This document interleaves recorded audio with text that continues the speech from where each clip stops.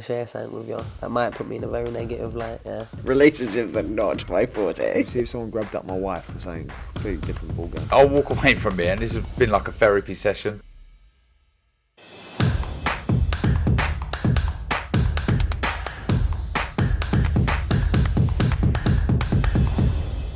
Hello and welcome to Raw, the Fight Within with me, Kugan Cassius. This week I'm delighted to be joined by my very long-term friend, Richard Hatton. Richard. Does anyone call you Richard? Yeah, my mum knew you, dick.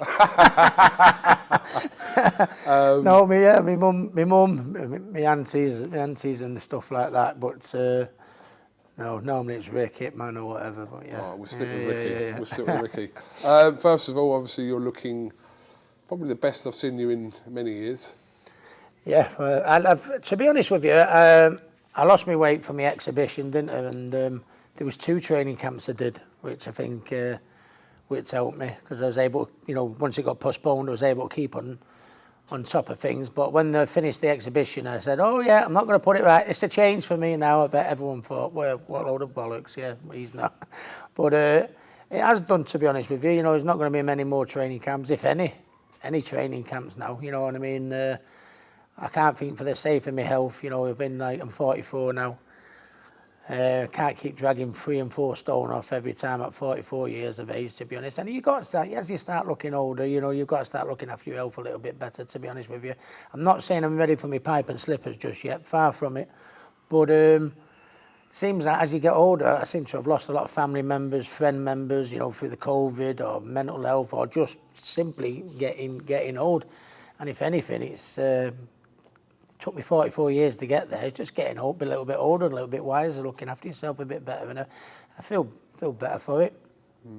I've never known someone in professional boxing to have their weight judged over the last 20 years as much as with you. Even after you had your retirement, then you come back a little bit, then you've had your exhibition. But everyone's always got something to say about your weight, pulling up old pictures and, oh, look at Ricky then, look at Ricky now, and you've had that all your life. Yeah, but I think that's why it's made such a big impact in a positive way, not just for me, for myself. But when I had the exhibition, I had people coming up to me, they talk about, the mental health side of things, saying, oh, Rick, you've inspired me to, not only to make a comeback, you did a comeback 10 years after the first comeback. Do you know what I mean? And you've lost all that weight and you've gone through all your problems. And they turned around and said, well, when you look at the size of me, I was about 15.5 stone. And I'm 5'6", 15.5 stone. That's not a healthy weight to be at. And they thought, look at Ricky, he's never going to shift that weight again. And I did. Loads of letters to the gym and comments on my socials saying, Rick, you've inspired me. We never thought you'd ever get down to that weight, and to stay on top of it and maintain it. It was another good thing to come out of the exhibition, not just to share the ring with Marco and hear the crowd again, and that the fact that it did what it did for me, my health and well-being and physical health, and what it done for others. I can't see, it was one of the best things I've done, I think. Right, let's start this now. Because I know quite more about you because of our long-term friendship over nearly 15 years now. But there's obviously certain things that we've not ever spoken about on camera. The majority of the interviews I didn't get the privilege of actually interviewing you during your peak period of boxing, so to speak. But what were your first ever memories of boxing? What do you remember? First memories of boxing was I did the kickboxing first. I was into Bruce Lee. I used to love the Bruce Lee films and that. But when I got into boxing, I'd started boxing, amateur boxing, and Nigel Benn was my hero. I used to watch him, and I just used to think, his fights with Ben Eubank was round about the same era when I was felt 13, 14, 15, if you like, when I was just getting into boxing. And Nigel Benn was, no nonsense, get in there, attack all the time, you know what I mean? He was a real fan's favourite fighter, wasn't he? And my uncle Jed got me a ticket for the Ben Eubank, I think it was the 3rd fight at Old Trafford. I think it was the 3rd fight. Was it the draw? Draw. The 3rd fight at Old Trafford, and there was 70,000 fans there or something like that. And I was just getting into me boxing. There was a couple of... You said this would happen, didn't you? Yeah. Yeah, I should just put on. Yeah, I was... there what first really got me sort of like into boxing, I'd started boxing it at first. I was into Bruce Lee films at first. And then I was told to pack my kickboxing in because I was always a little short ass. My legs weren't long enough, but they could see my talent was with my fists, so they advised me to go to boxing. So I got more into boxing. And it was Nigel Benn that I absolutely loved, and it was around the era when he fought, the trilogy with Chris Eubank, and it was unbelievable. But Nigel was like right up my street, wasn't it? Go in there, attack, throw to the body, everything was a hook, and a real fan's favourite fighter. And my uncle Jed got me a ticket for the third fight, Old Trafford, and there was like 70,000 people. And when I sat there in the crowd and I'm looking at how they looked in awe of Nigel Benn, because he went attacked and got stuck in, and it was like no holds barred, tech 4 to get one in like that. And I used to think the way they look at Nigel, with such passion and such pride. Look at him go for it. And I thought to myself, and look round at the crowd and how, and the occasion and everything like that. I thought that's where I want to be. That's where I want to be in a few years' time. And then bit by bit, I started taking it a little bit more serious and, dedicating myself a little bit more. Because when I first started off, I just went for a laugh. But then when I saw, the adulation and the love for the fans that Nigel got after going to that Old Trafford fight, I thought, oh, this is a bit me. This is where I want to be. And who'd have thought? Yeah, I ended up getting there. Was that the first fight you actually went to? Pretty much, yeah. First professional fight, yeah. Yeah. So, as you was a kid or growing up around that age, was it, because I always say for myself, and I repeat myself every week on this podcast, I say it was Nazim Ahmed that got me into even watching boxing. So would you say for yourself it was Nigel Benn? Yeah, I would say Nigel Benn. Yeah, it was Nigel Benn. I mean, to be honest with you, and you could watch all the fights that were on terrestrial back then. I don't think there was, don't think Sky existed even back then. But there was all, so you had the Michael Watson, didn't you? Michael Watson fights and Chris Eubank fight and Nigel Benn fights, and I think Naz was just about to break onto the scene. When I was like 15, 16. And then when I eventually went professional, I boxed on the majority of Naz's undercards. Madison Square Garden, Atlantic City, Manchester Arena. Yeah, it was something else. I mean, Naz was probably the opposite to me.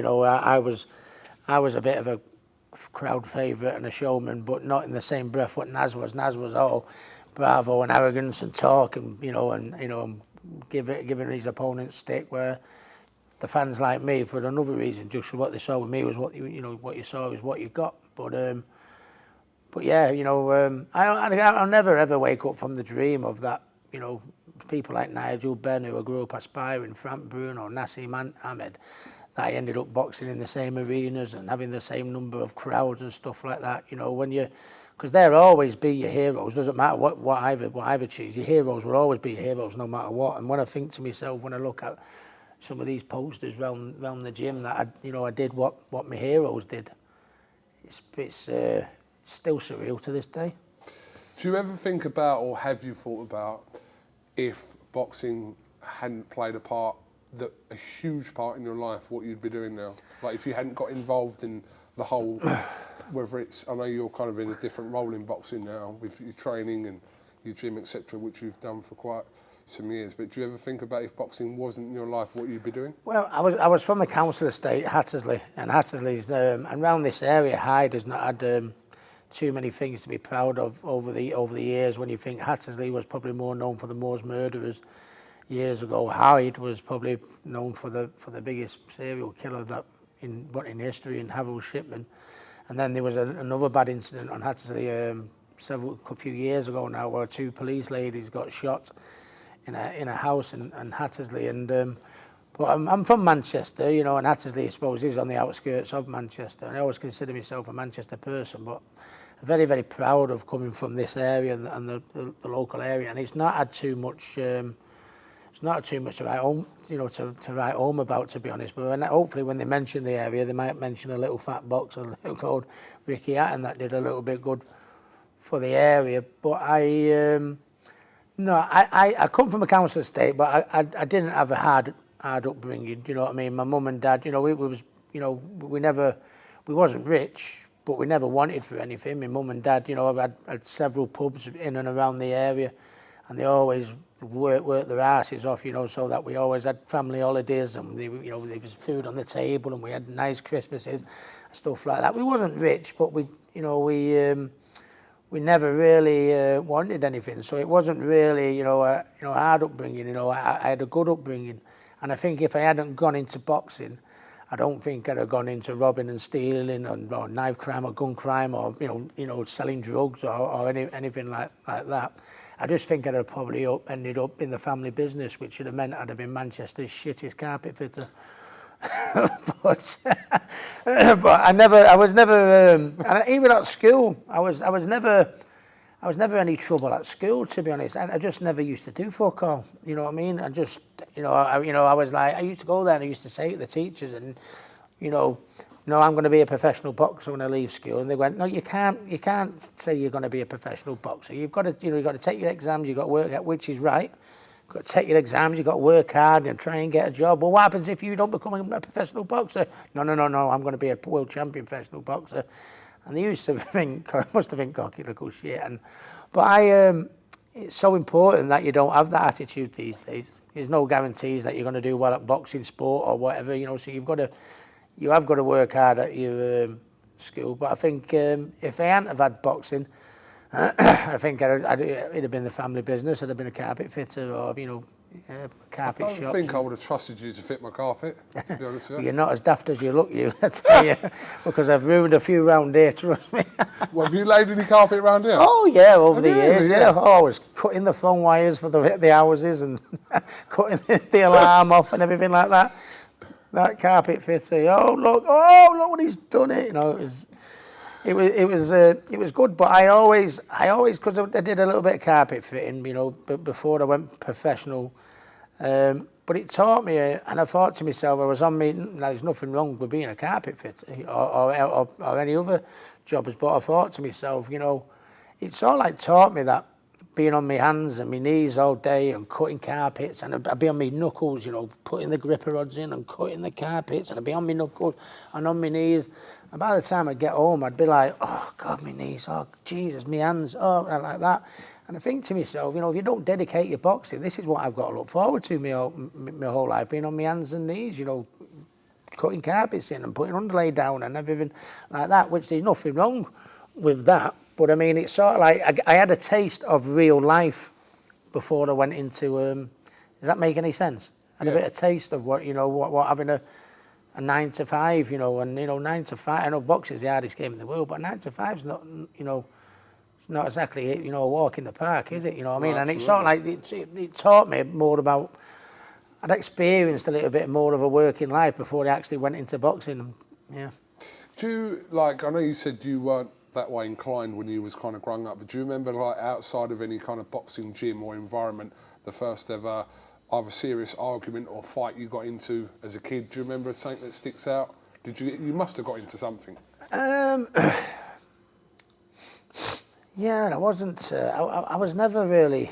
I was in too much trouble. I had one fight in my class at school. I remember going in, you know, for PE one day, and you know, I went to get ready for PE, and I hung my clothes up, and then this lad come over. I can't remember his name, but I think he was a rival cock of the school type. Do you know what I mean? You know, I think it was only in the second year or third year, but I mean, he come over and he took my clothes and threw it off the peg, and he was a bit of a giant, and I went, don't do that, and I picked him up, I put him on again, and he threw him off, and I went, right, hey, don't do that, put him up again, and he threw him off and put it again, so I went smack, bang, bang, wallop, and I think that was the only fight I ever had in school. Yeah. I think everyone, I was only in the third year, but you know, a lot of my mates in school were all 50 years. Do you know what I mean? They were all a couple of years older than me, you know. So I mean, no doubt they'd have probably kicked my teeth in, to be honest with you, because they're bigger lads and older than me. But I only had one fight. But I mean, I don't think many people tackled me because half my mates were the prefects or in the fifth year. Do you know what I mean? So, and the fact that the only fight I had, I nearly flattened the kid, but But no, I was never really in any much trouble at school. I just never really did. I was just so convinced I was going to do boxing. And I mean, as I'm a father and a grandfather now, my attitude's gone full circle now. Hey, get to school, do your exams. Hey, get that done. You know what I mean? Because you've been through it, haven't you? Yeah, So yeah. It weren't one of the Driscoll brothers. yeah. Little Danny Driscoll. Yeah, that suited one. me. Yeah. Little one. Talk to me about a time, Rick, that, and I know you would have had these as well, at some point in your life, probably earlier so in your life, where you felt like you were fighting a losing battle in your life, not associated to boxing, but just in your life. Have you felt like that? I felt like that, you know, when I got a little bit older. You know, I mean, when I got beat by Mayweather, it was very, very hard to accept and acknowledge and that. And I think, you know, when I talk about the mental health side of things, and I've always been a little bit weak, I think I always had it, because I mean, for instance, you know, when I was professional, my first year, I had 9 fights in my first year. So that pretty much spent, you know, I know I've always had the reputation of being a bit of a drinker and everything like that, but I mean, so, you know, think about it, to have 9 fights in your first 12 months, that's a fight near enough every 6 weeks, do you know what I mean? So I sort of like lived in the gym. So there was long periods, all my mates from Hattersley, you know, that my mates that I used to go to school with and stuff like that, there'd be long periods where I wouldn't see them, and, you know, and every now and again they'd see me fight on Sky and this, that and all the rest of it, you know. And I had a little thing in my head where I'm thinking to myself, I need to go in the pub, even just to have a pint of orange juice, so my mates don't think I'm getting too above my station, you know. And I used to go in the pub and they'd wind me up, my mates, to go, oh, here he is, superstar, hey, look at him here, you know, champion of the world, you know what I mean? I was only doing 4 rounders, but that's what my mates said, you know what my mates are like, that's what my mates would do to me. And it's sort of like, you know, and they were proud of me. But in my own mind, I thought to myself, I've got to go down to the pub. I've not seen them for 6 months. I don't want anyone thinking I'm getting too big above my station, you know, or getting too big for my boots. That'd kill me. And that's a weakness. That's a weakness in me. That I was always paranoid of what people might think. And I always said, you know, what's the point of being the world champion if everyone thinks you're a dickhead? There's absolutely, you know, no point. And that's a weakness of me. And when I got beat by Mayweather, even though, you know, everyone, you know, and they were right, that's Mayweather. What are you worried about, Rick? No, you've done us proud. And that, in my own mind, I used to think, I'd be walking down the street thinking everyone was laughing at me and like, you know, oh, look at him laughing at me. I told him we were going to beat him, and, you know, they didn't. I mean, look, I'm laughing. So I couldn't do any of my sportsman's dinners. I couldn't do any of my appearances. I didn't even want to go and walk to the shop because I felt like I felt embarrassed because everyone was laughing at me. And that's something that I had early days, you know, that little bit of weakness, that little bit of, you know, non-positiveness, if you like, in my life, you know what I mean? You know, I get in the ring and in front of crowds, blue moon, and you'd think, oh, any confident, you know, and I was confident in my ability, but no, it's as if God turned around, we'll give you that ability, we'll give you that confidence, but I'm going to give you this little Achilles heel or something, like, you know what I mean? But that's what, I mean... And it went worse through the years when I got beat by Mayweather and Pacquiao, and I fell out with my mum and dad and Billy and that.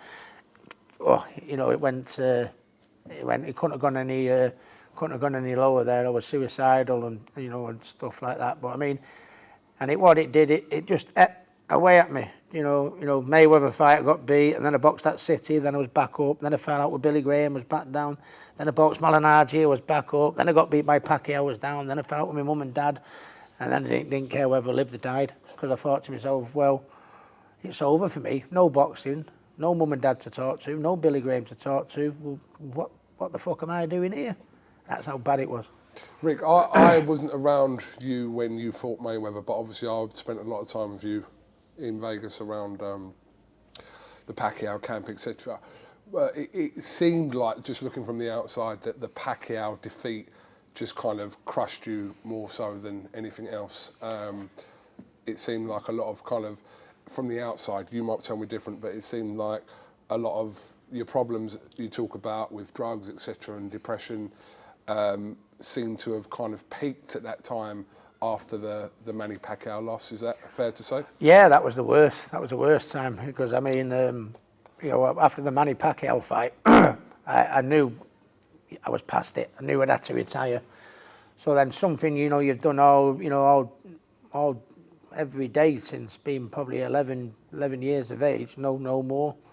That's it, I'm done. And I thought, well, what you know, and I was sat at home one day and I was sat in the settee and I think, what am I going to do now? What are we going to do now? Well, I used to get up to the gym every day, you know, go training, chuck your kit bag in the boot of your car, set off to the gym, do your training, come home, do your diet.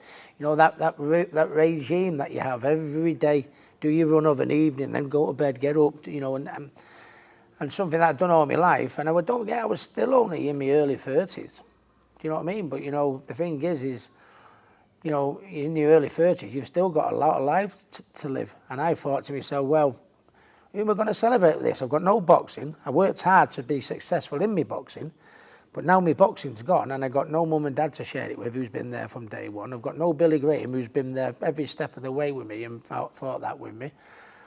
And it was terrible. It was absolutely terrible. I wouldn't wish it on my worst enemy, and that's why, you know, I don't want to sound a broken record when I always bring the mental health thing up. It's so important to me because I nearly wasn't here, and when I think that Campbell's gone professional now, and I'm a granddad, you know what I mean? Got little Lila, you know, Millie and Fern are like 8 and 9 that are turning into two beautiful little ladies now. I've made up with my mum and dad. I've made up with Billy Graham. Look at all them wonderful things I've had. And if I had killed myself, look what I'd have lost out on. So it is very, very important to me, mate. You know, because you know, and it seems to be more apparent. And I mean, even nobody knew. I think even Jennifer, who was my ex, Millie's mum, even though I lived with her, I don't think she knew how bad it was. She knew I wasn't well. I know my mates knew I wasn't well, but what I'd do, you know, when I was on my own, I'd be in tears, I'd be wanting to kill myself, I'd be horrible. But then when I went home, you know, for the sake of, because I didn't want all my mates to, I can't go to my mate and go, I'm crying every day, can you please help me? Oh, I want to kill myself, everything like that. They think, well, Rick's lost the plot here, you know what I mean? That's a nutter. So, you know, a lot of the things you keep it in, and that's when half the damage is done. When you keep it in, you can't keep it in on your own. And that's why, you know, we've lost so many. I've lost family to, you know, mental health because, you know, they've kept it in and they've not shared it. So that's why I can't help but bang the drum all day long. Absolutely, you should do and continue to do. And I remember after Vegas, you'll remember, I spoke about this in your book, the Las Vegas Tales. This was years ago. But I remember I'd packed my bag to come and say bye to you. This was the day after the defeat to Manny Pacquiao, where I'd been away for like 10 weeks or whatever with you. And I remember going up and he was like, are you going? I was like, yeah, my flight's booked today. And I remember Jennifer at the time pulling me to one side and said, is there any way you can stay? Because she had another week there with you and she obviously could see what kind of bad place you was. And I remember saying, could you stay? So I remember going and ringing my ex at the time, which you know about, and I said to her, I'm going to have to stay here another week, etc. Yeah. But why don't you marry Ricky Hatton? yeah, go off with Ricky then. Yeah, go on. But I didn't, because I'd known you then, but I didn't kind of know all the stuff that you were going through. But I just felt like, yeah, your ex at times asking me to stay there. But I saw you, because I was with you every night for the next 7 days, and I was thinking, I'd not really been around the boxing scene. I'd not really spent that kind of time with you in that situation. So I was thinking to myself, is this a normal thing that boxers do? Because you were, if you don't mind me saying, you was eating it hard for like 7 days. Yeah. And I weren't drinking at the time. So I was always, when I was around you, I was stone cold sober. So I was like, in my head I was thinking, just make sure he gets to bed. After the fight was harder than before the fight. But no, it's like, I think it's harder for... I think it's harder for men as well, in the sense that I'm not you know, being disrespectful to the ladies, because I mean, you know, ladies have it as well, equally.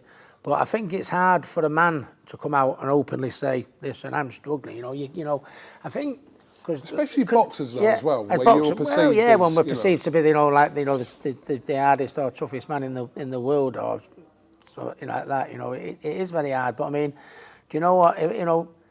But that's what lady. No, this don't think bad of me. I don't want no one on the phone. No, listen, I think people know the context. But I think that, you know, I mean, like the ladies, you know, they can't help but tell the friends. They can't help but tell the friends. If you know, if I've got a problem, you know what I mean. You can't turn around and go in the local, go in the vote, and go, listen, lads, I want your advice on all this. you know, I'm You're crying so every right. day. You're I want so to kill right. myself and this and that. You can't do it. And there's, you know, where ladies like to share, men don't like to share because we're men. We're men. You know what? You know what I mean? So, and that's what it was. And because of, you know, the love I had for my family and how close I was for my mates and my ex at the time and stuff like that, you know what I mean? I put a brave face on. I was training boxers. I'd come to the gym, tell a few jokes, tell a few one-liners, crack a few lines, and then, you know, and then I'd go home and on my own and just start crying and feeling down and depressed and all that. With no one to talk to? No one to talk to. Until like Jennifer would come home and, you know, in the evening, and then I'd sort of like, come on, Rick, get it together. Hey, love, you had a good day, you know, blah, blah, you know, and it's like, and she knew I wasn't well, but I mean, to what extreme? You don't, because you shield it. And don't forget, mental health back then wasn't what it is today, where everyone's talking about it, and there's people like myself and Tyson Fury and Frank Bruno going, hey, you need to do this, you need to do this, you need to do this. Yeah. There was nothing back then, and it's only, you know, that I've been fortunate to come out the other end that I feel the need to tell you. You're right in what you're saying, because I think everyone's obviously group of friends are different, but the majority of people that I would know, if I had a problem that was related to depression, mental health, there's no way on God's heavens earth today would I go around my mates, and go, guys, blah, blah, blah. I wouldn't say it. I just wouldn't do it. I'd rather not talk about it. But I'm saying I can completely understand what you're saying about you walking into your local in Hyde and trying to explain to your friends. They'd probably listen. There's probably a couple of them that would listen, take you to the side and go, Rick, you're right, blah, blah, blah. But I get that perception of not being able to do that. Yeah, definitely, mate. Yeah. What, for you today, as a, I hope you're a retired fighter, but what are the everyday battles for Ricky Hatton today? Well, I always turn around and say, listen, I went and saw a psychiatrist, but because I thought Millie being born, I thought that would, and then I thought I've got, you know, lovely son in Campbell, you know what I mean, and now Millie, who wasn't planned, I thought, listen, you know, it's not about you no more, Rick. Get yourself together, you know what I mean? You've got to pull your socks up here and sort yourself out. And even Millie, I wasn't able to do it. You know, I wasn't able to do it. So I had to go and say, I thought, listen, you can't do this on your own, Rick. So I went and saw someone, I threw my arms around him. I said, listen, I'm going to kill myself. You need to tell me what to do. I can do everything, you know, in that ring or anything like that. But this, I can't do it. I just can't do it. And bit by bit, he started talking to me and, you know, and I started getting myself together, looking after myself, losing weight and everything like that. And I'm very proud to say, when you said to me, you know, what does Ricky Hatton struggle with every day on a daily basis? I haven't seen me psychiatrist in about 7 or 8 years, I'm proud to say, you know. But I always know that if I needed to, that is exactly where I would go.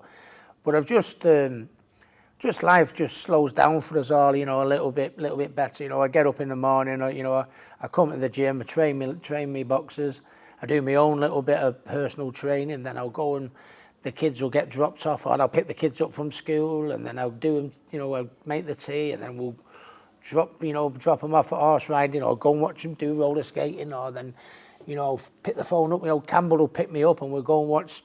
He'll have an orange juice, and out, you know, we'll go and watch City in the pub, and, you know, and just like, and then I'll do a bit of a run of an evening, and it's filling me day with things to do.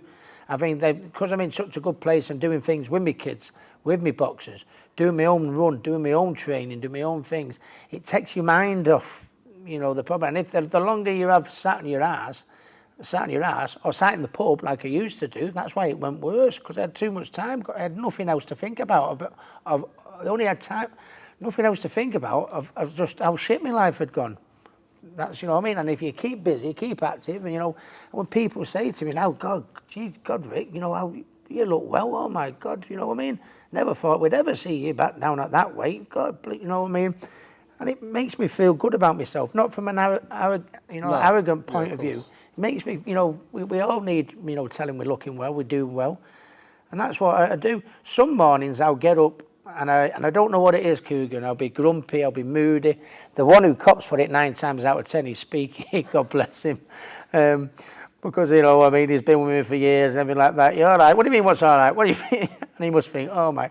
But he knows. And what I do, I get up in the morning, and I don't know what it is. I think, what's up with me this morning? You know, I think, right, get out, get running. Do you know what I mean? Get out, get out and get running. Get to the gym. Do a few rounds on the bag. Let off a little bit of steam. You know what I mean? Then put the kettle on, have a cup of tea, and then give Campbell a ring or give and that's what I do, and it's working for me. Do you remember the last time or a time that you remember that you were having to fight back tears? No,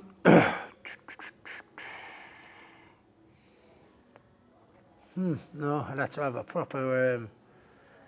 I'd have to have a proper think about that. I think the last time I had to fight back tears was probably my mum had a bit of a funny turn in Mexico. She was on, and I wasn't speaking to my mum and dad, and they was having a little bit of a. He was in Mexico on a holiday like, and I had a phone call from Jenna, Matthew's girlfriend. I think it was Jenna, and I said, and she said, I know you don't speak to your mum and dad and that, but but your mum's had a little bit of a funny turn, a little bit of a mild stroke in Mexico, and I just I think she's all right. She turned a corner, Rick, so I think she's going to be all right. But I think you'd appreciate the phone call if ever forbid anything happened. If we hadn't have phoned you, I think I wouldn't have blaming you for thinking bad of us. So I went, all right, yeah, thanks, Jenna. And I sat down and I started crying a little bit, you know what I mean? And because my mum and dad are getting older and everything like that, and I thought to myself, I need to make up with them. I need to, make up with them. And it doesn't matter, who's right and wrong. I'll still have my views on what happened, back in the day. But, it's lasted too long, this, you know what I mean? My mum and dad, I love them, you know what I mean? But they're getting of age now. My mum's had a mild stroke. She had a funny turn in Mexico. And if I didn't make up for it, you know what I mean? I'm going to feel bad, and that's the simple top and bottom of it. And I felt like I need to do this to bring the family back together, because it wasn't just that I didn't speak to my mum and dad. Because I didn't speak to my mum and dad, I couldn't go to my auntie's birthday party. So I wasn't seeing my aunties and uncles, and I wasn't seeing, the family just went like that, because, I'd go out to do, but then my mum and dad wouldn't go, and nobody wanted to go to the certain dues. In the case of picking sides, they wanted to stay in the middle of the. And it was just, and I thought, no, listen, come on. So, I mean, now, when I think we go to Tenerife's our happy place, as far as the family goes and that. And when we go now in August and New Year, all of us are together. And I think to myself, and I'm very, very proud of it, because I think I needed to make the move and sort of like say, listen, my mum's had a bad turn there, you know what I mean? I love my mum and I love my dad. I need to put this family back together. I need to, I need to put that behind me now, and I think if I do that, I'll be better for it. My mum and dad will be better for it, and the whole family will be better for it. And when it was the best thing I did, when I see how the family interacts on birthdays and Christmas and family holidays, and that it's lovely. It's lovely again. Is it difficult for you? Because I remember around that time, what you were talking about there of not speaking to your parents, not only that you have to go through that, which is personal family stuff, but the fact that everyone knows that in the public, knew that you weren't talking to your parents, and you have to have everyone in their dog have an opinion about that situation as well, because you couldn't do anything privately as the Hatton family for the last 20 odd years. Yeah. And it's, everyone was able to see, me, the story that was in the paper, and to see him, when me and my dad had an argument on the gym car park here, which resulted in, me having to hit my dad, heartbreaking, you know what I mean? And I think the local community and the local public, or whether you're local or whether you're from Manchester, London, or Liverpool, I think I was loved, everywhere in Great Britain, and to see someone that they'd support and loved, over the years, and seeing all the good times in Vegas and this, and we were always a close family, wasn't it? You know what I mean? My mum and dad would always be at ringside, or Matthew would fight, and I'd be at ringside, or I'd be promoting it and everything like that. And I think I speak for the whole British fight fans, where they must have saw, look at this family unit, how they used to be so close, all the good times, just to see it just fall to shit. As heartbreaking as it was for me, I guess it must have been hard for people out there. I've seen me from a 18 years of age, going up from there to all of a sudden, and reaching the heights and achievements that I did, to be in the dark place I was, and just the family, just like that. It must have been hard, without realising it, to be honest. Yeah. For you though, Rick, I don't mean this in a physical sense, but I mean almost mentally. Where does your fight spirit come from? Where do you, as you've been growing up and you've had your boxing career and you are how you are, where does that fight spirit come from? Where do you think you've adapted that from? Don't know. Top and bottom of it, to be, I don't know. I had, my mum and dad, they were good parents growing up. Like I said, we come from the council estate, but we never really wanted for anything. We wasn't rich, but we never really wanted for anything. But I used to see the one thing that I had with me when we fighting was a lot of drive, a lot of self-belief, a lot of drive. If someone told me that I couldn't do anything, I would. And from a young age, I saw my mum and dad, grow up in the pubs. Do you know what I mean? And and as a little kid, I'd just simple little things, like I'd be just sat in the pub with me, my gran and granddad in the corner. I'd be watching, me dad behind the bar, my mum and dad pulling pints, giving them pints, taking the money, coming back from round the bar, collecting the glasses, put them in the dishwasher glasses. Pub shut, they filled the fridge back up on the shelves and changed the barrels, and then likewise when they went into the carpet business, my dad would be there in the shop on his hands, and oh yeah, and even back then when they went into the carpet business, I'd go into the shop and I'd see my dad cutting off rolls and rolling them up, chucking them in the van, getting the rolls of underlay, chucking them in the van, taking them to the house, dropping them off, and it's like, and I used to think, I saw my mum and dad, and my mum was the same when she had a carpet store, in Glossop. She, they were grafters, they worked hard, and it was what it taught me. That's what, that must be what life is all about. You work hard, you get your pennies, and then you can get nice things, and that's what it is. And that's that's why I was such a in the gym. You know what I mean? If any of the lads wanted to do 12 on the body belt or 12 on the bar bag, I had to do 15. Do you know what I mean? I had to, if they were running, 5 days a week, have Saturday and Sunday off. No, I'd run Saturday and Sunday. And I think I got it from, I think I got it from my mum and dad, and not in a non-boxing sense. What they taught me was, when anything you do, you work hard, give it in life, and if you do work hard and give it your best, you get nice things, which is what we had at the time. Nice holidays, a nice Christmas, nice birthday presents, and that. We wasn't rolling in money, and the reason why I've got these nice things is because they're working the bollocks off, and that's what made me. It gave me that work ethic, I think. Of all the demons you've had to fight in your life, do you still feel like now there is an aspect of you still having to fight your demons, or not? Yeah, and no. It's nowhere near what it was. It's like, because I mean, there's such a, as I said to you earlier, do you know what I mean? If I had killed myself, you know what I mean? I wouldn't have been a grandparent. I wouldn't have seen Lila. Do you know what I mean? I wouldn't have seen Campbell go professional. You won't believe how proud it makes me see Campbell when he comes out to that blue moon and walks to the ring. And I made up with my mum and dad, and I made up with Billy Graham, and seeing my mum and dad at ringside, sat watching Campbell where they used to be when they were watching me. It's there's so many things going on well in my life now.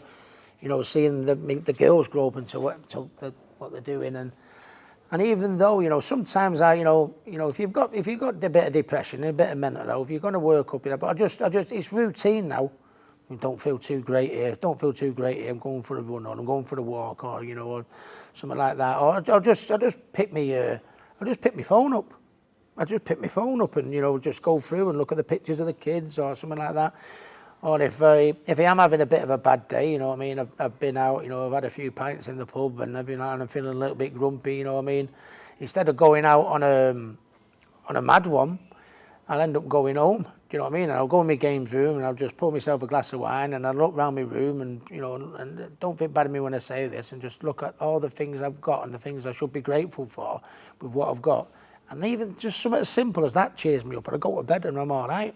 Do you know what I mean? It's Why is that a bad thing? You made that sound like it was a... No, because I mean, I don't want to, to go around and saying, oh, look at my belts and look what I've done and look what I've achieved, anything like that. I don't mean it from that perspective. I just, when I'm feeling a little bit down, I go in and I sit down in my games room and I look round at the things and I think to myself, look what you've got, you. What are you moaning for? What are you feeling sorry for yourself tonight for, you dickhead? Look at all the things you've got round it. Look at the family you've got. Look how everyone's getting on now. And that's the last thought. And I end up going to bed and I sleep. It's just little... I mean, people might find that weird, but everyone who has their own little routine of what gets them back on track when they're having problems with their mental health and that. And there's no right way of doing it. It's what works for you. But the main thing is you've got to keep yourself busy. You've got to keep yourself active. And if you can't do it that way, you go and talk to someone. And it's simple. How you want to do it, we all have our own little ways and our little routines, what we do. But I still deal with them every day. But I just find it better to cope with it now. Rick, you fight for your family, your kids, your community, your country, etc. Who actually fights for you? Like not in terms of like a physical sense again, but just who's there for you in your corner now of life? I think my family. I think my mum and dad. I think my family. I think I've got a good family. Listen, families fall out. It's simple. It's what happens. Friends fall out. Friends will come and go. But I've had good support from the local people. I had the best fans, ever, and I've had lots of mail come through, of support over the years, trying to help me, and it's really been really endearing to have the big stacks like that, Coogan, of people going, come on, Rick, get yourself together. We're all behind you. You can do this like you've done all your career, and it's mind blowing. And I've got a family behind me now. Do you know what I mean? And I just think, I've got to keep myself on track, for my kids, for Millie, for Fern, for Campbell, for Lila. They're all the inspiration I need is to keep it going. I've got good mates, that have been there around me from day one. Very few outsiders, pretty much most of who I went to school with, apart from maybe the odd couple. But they are good mates, and because I've told the story like I'm telling you now, it's like if I am in a bad way, they know how to cope with it. They know how to deal with me. Do you know what I mean? It's if I was having a bit, back in the day when they saw me having a bit of a bad time in the pub, a little pissed up, depressed, and crying and sobbing and feeling sorry for me.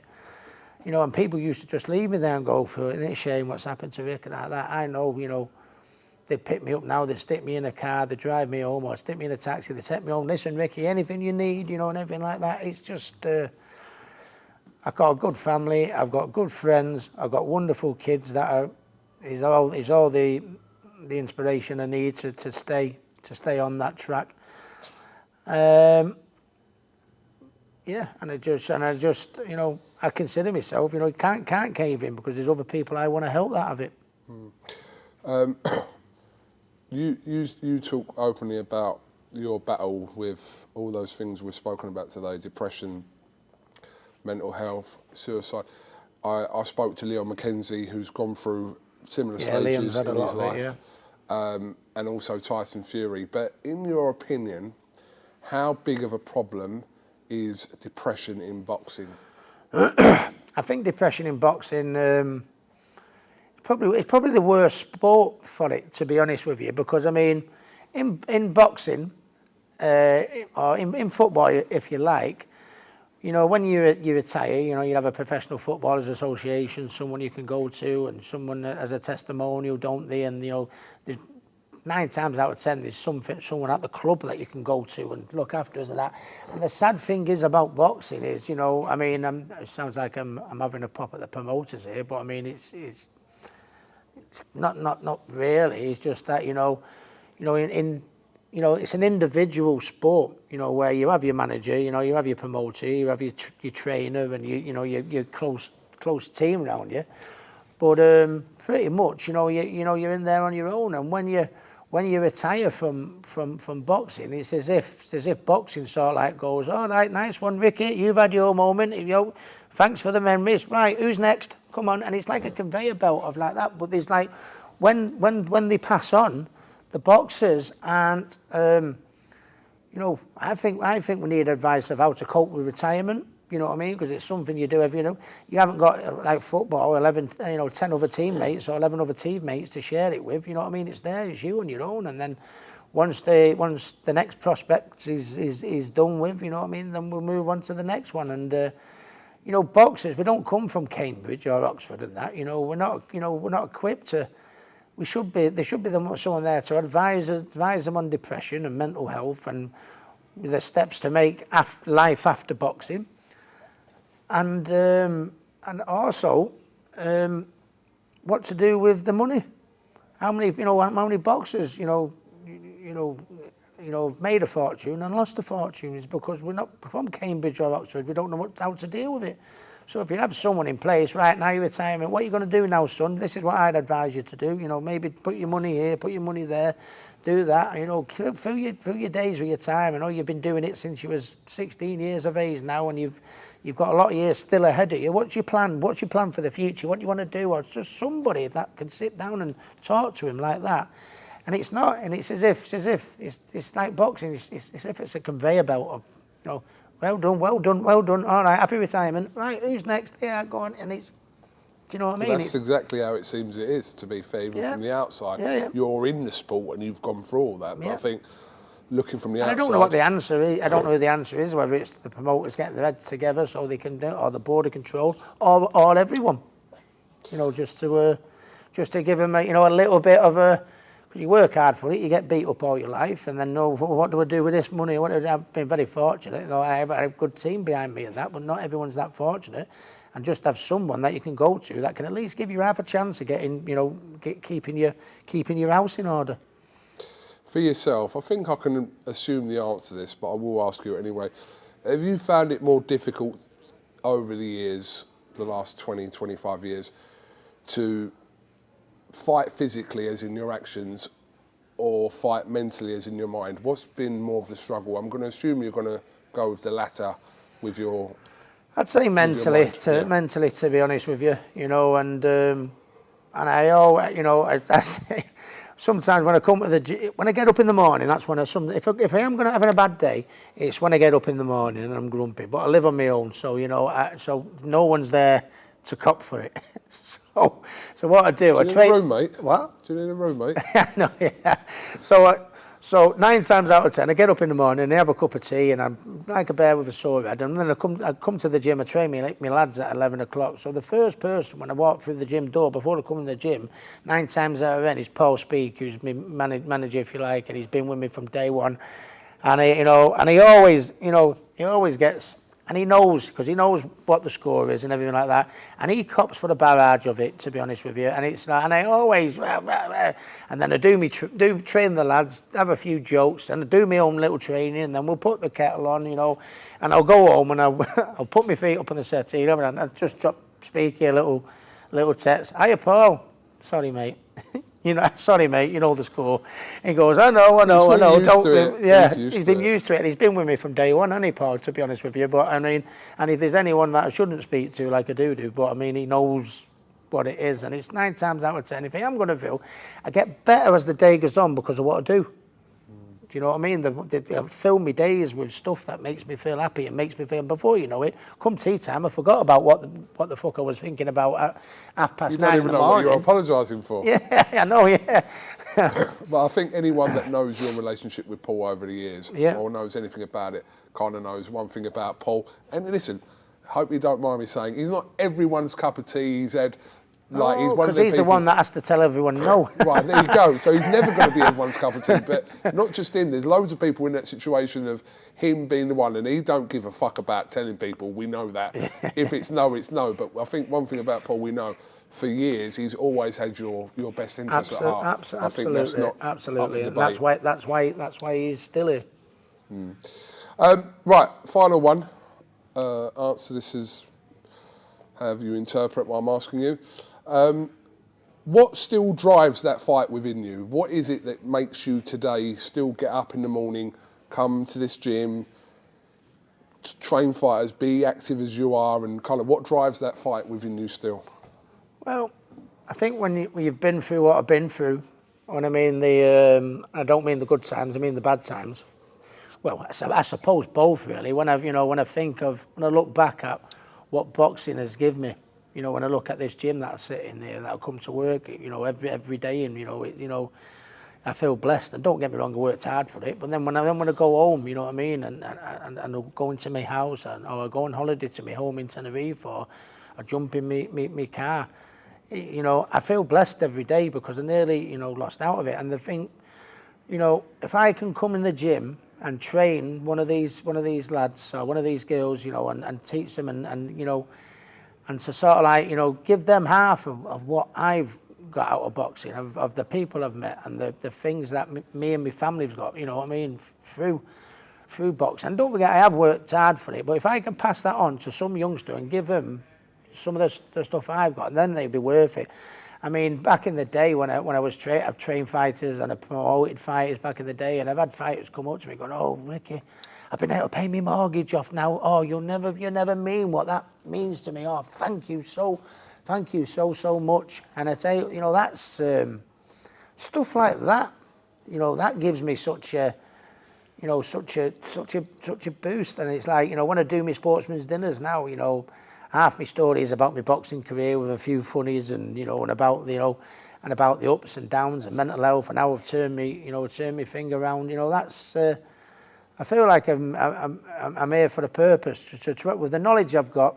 You know, why wouldn't I want to try and pass it on to some other youngster and sort of like, yeah, I'd love to give you what I've got. You know, that's what I do. And to be honest, if someone here who's suffering with mental health and depression and stuff like that, you know, where, you know, if I can give them a little bit of advice that might get them out of it before they go down that wrong, path, then that's what gets me up out of bed in the morning. You know, there's so many things, you know, that people put themselves out for me all through my boxing life and in the early days, you know what I mean? And if I can put myself out for some youngster, give them some of the stuff I've had in life, whether it be through the boxing and, you know, to achieve some of the things I've done, or through mental health and get through it, you know, like I did. That's my job. That's why I get up in the morning, mate. Rick, if it helps one person, then you absolutely, succeeded. mate. Yeah. Okay. Well, listen, I appreciate you doing this podcast with me. I've always wanted to come back to Hyde. Haven't been here for probably about 2 years. I'm going straight back out. Yeah, I've had enough. I'm going home. I'm going home. No, I appreciate it because, like I said to you, you were the first person really in boxing that I kind of knew from like 15 years ago or 14 years ago. So I just wish back then I'd had the camera on because, or actually for you, probably not. Probably not, no. But no, I always tell people, like, of all the things I will do in my life, I've always said, like, probably the best thing I'll ever do in boxing was walking you out for the Pacquiao fight, which back then I was still your friend now, but I was your friend, and I was there to do a job, which I did. You got home alive anyway. That was nice. Absolutely. But no, it was a moment for me. Like, oh, it's like stuff, you know. I mean, for you, never mind for you. You know, for me, you know, Tom Jones singing the national anthem, and Nolan Liam carrying the belts in, and David Beckham coming in my changing room, and you know, it's fairy tale shit. That don't happen to fucking me from the council estate, but it did, and it's like, you know, just, you know, whether it be me or whether it be you or whatever, happy days. They can never take them memories. Never take them memories back. I had a mad all up in there, yeah. Absolutely, I had a mad little 5-minute spell when I was in your dressing room before the Pacquiao fight. I went to the toilet, and Jack Nicholson was in the toilet. And I got a bit fanboy, and I've gone up to Jack Nicholson when he's standing there at the urinal, and I said, "Jack, is it all right if I get a picture?" And he said, his exact words to me was, "Yeah, sure, kid. Can I put my prick away first?" And I said, "No problem. I'll see you outside." I've walked outside, like, just completely embarrassed, and like come away from that. As I've walked round the corner, sitting on a chair was Denzel Washington, right? And I remember giving my camera to Denzel Washington because I couldn't even hold it. I was like so starstruck, and I was thinking, actually, I'm meant to be working in Ricky, like being in your dressing room. I remember Denzel Washington taking the camera off me, my little disposable camera, and taking a selfie, which I've still got today. But he was just sat there on a chair, come back in the dressing room like nothing had happened. Yeah, I think you even went to me, where you been? I went, I've been to the toilet. Yeah. And but they're all memories, like I said, whether they were good for you or I'll be back in 5 minutes. He's probably put his prick away now. He probably had. That's what he said. Can I put my prick away? And that's not really like a term the Americans use. So, but yeah, they No, were. it's good. It's good times, and I think that we've stories galore of them, haven't we? To be honest with you, and I tell you what, it makes me feel proud every time when even on a weekly basis, if I go out for a pint or I go somewhere, I go to the match or something like that, someone would always pull me and go, "Oh, Vegas, the best times ever, the best times ever. I remember this, remember that," and we've all got our own little stories to tell, and it makes me feel very, very proud. There was that era, wasn't it? I had 5 fights in Vegas, and there was that era where we just bombarded it, didn't we? We just killed it. And everyone's got their own little stories, and can't take that away from us. No, absolutely not. And I think that's what everyone always compares any kind of support to America with you. They go, well, it's not the same as, and maybe in our lifetime we don't get to see that. I think you was like more than a cult following, but the fact that you had like 30, 40,000 people travelling out to Vegas for fights, for an arena that only hold less than 17,000 in the MGM, I think I hope for the sake of British boxing, as a British fight fan, because whether I was a world champion, whether I'm a trainer or a promoter in the past or anything like that, we are British fight fans. We want Brits to do well. And I tell you what, if we do get one, that will go over there and doing us proud, like Anthony Yard the other week, didn't he? He did us really, really proud there, against one of the best in the elite. And if we've got one over that, hey, good luck to him, and I'll be in the corner. I'll be on the plane with him. Boy at some point. It might be Campbell at some point. Let's hope so, because let's have it right. I know Campbell hasn't got the experience that I had. I had an amateur experience and boxed for England and won national title. But I mean, Campbell didn't have the amateur pedigree that I had. But nobody, whether I had the amateur pedigree or not, nobody thought I could do it. No, his defence is too leaky. He keeps getting caught. He may sell a few tickets, but his defence is crap. He'll walk onto a right hand, and that will be him done. Well, they're saying the same thing about Campbell now. He won't do it. He's not got the experience. Let him talk. Let him talk. Just give him half a chance and give him the support. And you never know, he might surprise you like Fatty did. Ricky Hatton, thank you very much for coming on Raw, the Fight Within. Thank you very much for listening and watching. We will see you next week. Make sure you comment, like and subscribe. And Ricky, just sing us out. She's your... Our comedy was Coming to America, to be honest with you. So it's a personal joke. You're probably looking at us thinking, what a pair of dicks, but no. She's your queen to me. Prepare the royal baggage. We'll see you next week.